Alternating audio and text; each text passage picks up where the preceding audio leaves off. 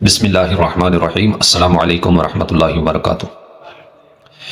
اپنے بھی خفا مجھ سے بیگانے بھی نہ خوش، اپنے بھی خفا مجھ سے بیگانے بھی نہ خوش، کیونکہ میں زہر ہلا ہل کو کبھی کہہ نہ سکا کند۔ اب دیکھیں سامنے زہر پڑا ہو تو ہم یہ تو نہیں کہہ سکتے کہ یہ شکر ہے، یہ شہد ہے۔ وہ زہر ہے تو اس کو زہر ہی کہو۔ کوئی روٹتا ہے، کوئی ناراض ہوتا ہے، کوئی خفا ہوتا ہے، بے شک ہو جائے، لیکن حق کو حق کہنا چاہیے، حق اور باطل کی پہچان رکھنی چاہیے۔ اب دیکھتے ہیں کچھ لوگ جو ہیں وہ کہتے ہیں کہ دین کو سیاست میں مت استعمال کریں، لیکن ان لوگوں کو میں عرض کرنا چاہتا ہوں مدبانہ کہ دین کو سیاست میں استعمال کیوں نہ کریں۔ پہلے تو آپ یہ جواب دیں۔ دوسرا، آپ کو سیاست کا جو سیاست کے معنی ہے وہ کیا ہے، کہ سیاست کہتے کس کو ہیں؟ انہوں نے اس سیاست کو دین سے الگ کر کے جو آج کی سیاست ہے، جسے گندگی اور غلاظت کا نام دیا جائے، یعنی کہ یہ جو ہمارے اوپر مسلط ہوتے ہیں، منافقت، جھوٹ، رسے گیری، بدماشی کی سیاست، ملک کو لوٹ کر کھانا اور لوگوں کو آپس میں لڑانا، لسانیت اور قومیت کے نام پر لوگوں کو تقسیم کرنا، یہ اس کو سیاست کہتے ہیں۔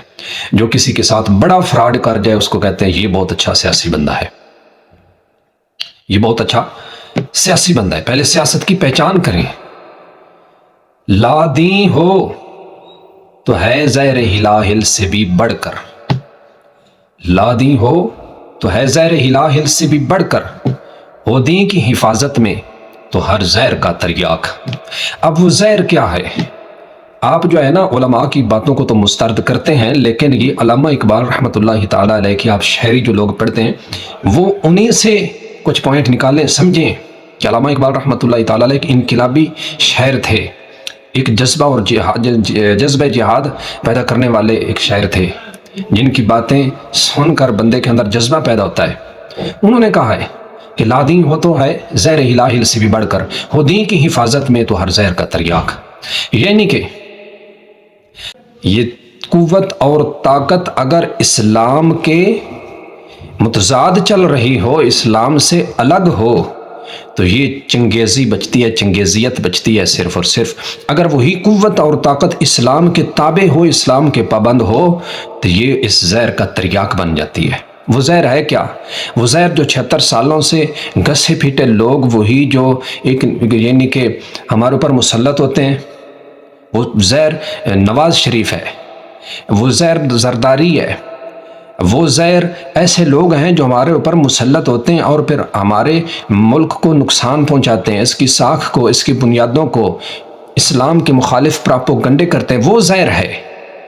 اگر ہم ان سے چھٹکارا حاصل کر کے اس سیاست کی طرف آ جائیں جو کہتے ہیں کہ سیاست اور دین کو الگ الگ کر دینا چاہیے، یعنی کہ وہ اگر لوٹ کر واپس آ جائیں تو سیاست جب دیندار لوگوں کے ہاتھ میں تھی، تو پھر جناب عمر بن عبد العزیز آئے، محمود غزنوی آیا، سلطان صلاح الدین ایوبی آیا، جب اسلام کے تابع تھی سیاست، اور جب اسلام سے اس کو الگ کر دیا گیا اور اس کو جناب ایک چوری اور جناب منافقت کے ساتھ جوڑ کر اس کو ایک غلاظت کا نام دیا گیا، تو پھر ان جیسے لوٹے ہمارے اوپر مسلط ہوئے جو آج ہمارے اوپر حکمرانی کرتے ہیں۔ تو اس لیے علامہ اقبال رحمۃ اللہ تعالیٰ علیہ نے کیا خوب فرمایا کہ جلال بادشاہی ہو کہ جمہوری تماشا، جلال بادشاہی ہو کہ جمہوری تماشا، ہو دین الگ سیاست سے تو رہ جاتی ہے چنگیزی۔ اگر ہم اس کو الگ کر دیں گے، وہ کہتے ہیں نا، علامہ اقبال نے فرمایا کہ اے طیر لاہوتی اس رزق سے موت اچھی، اے طائر لاہوتی اس رزق سے موت اچھی، جس رزق سے آتی ہو پرواز میں کوتاہی۔ یعنی کہ جو چیزیں ہمارے راستے میں رکاوٹ ڈالتی ہوں اسلام کے مخالف، تو پھر اس سے مر جانا بہتر ہے، یعنی کہ اس کو قبول نہیں کرنا چاہیے۔ قوم مذہب سے ہے، مذہب جو نہیں تو تم بھی نہیں، تم جو نہیں تو محفل انجم بھی نہیں۔